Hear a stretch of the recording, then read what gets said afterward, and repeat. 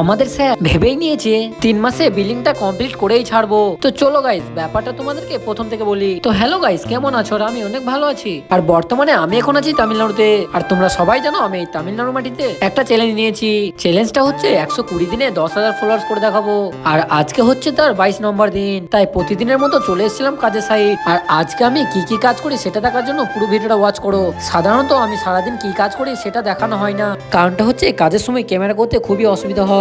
তো গাইস, যে যার মতো নিজে নিজে কাজে লেগে পড়েছিলাম। আর এই যে দেখতেই পাচ্ছ, রাত সকাল সকাল কাজ ছিল। এই এসিসি ব্লকগুলোকে আমাদেরকে নিয়ে যেতে হবে, তাই সবাই মিলে এগুলোকে নিয়ে যেতে লেগেছিলাম। আর এইগুলো এত ওয়েট থাকা সত্ত্বেও এই দাদাটা 5টা নিয়ে চলে যায়। আর তোমরা যারা ভাবো বাইরে অনেক টাকা, তো তাদের উদ্দেশ্যে বলবো ভাই, বাইরে এইভাবে পরিশ্রম না করলে কেউ টাকা দেয় না।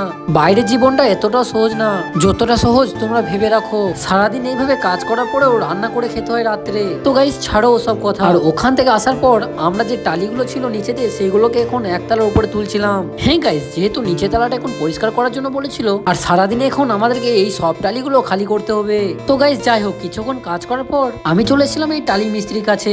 আর এই যে দেখতে পাচ্ছ টালির ফাঁকে ফাঁকে যে সাদা সাদা জিনিসগুলো আছে, এটা আমি বুঝতে না পেরে আমি এই দাদাটাকে জিজ্ঞাসা করি এটা কিসের জন্য দেওয়া হয়েছে। আর এই দাদাটা আমাকে বলে ওটা শুধু গ্যাপটা মেনটেন করার জন্য দেওয়া হয়। তো গাইস যাই বলো, দাদাটা খুব যত্ন সহকারে কাজটা করছিল।